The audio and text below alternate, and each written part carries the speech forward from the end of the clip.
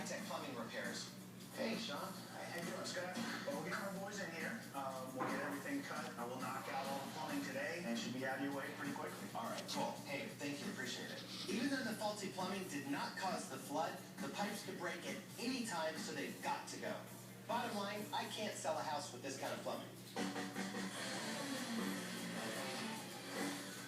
Replacing the faulty high-tech plumbing is a big job. First, they cut through the drywall to access. Hey Frankie, you enjoying your snow day? You're a good boy. Go play with Lulu.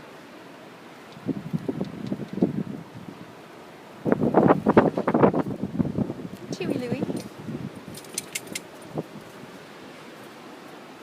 Frankie Lou.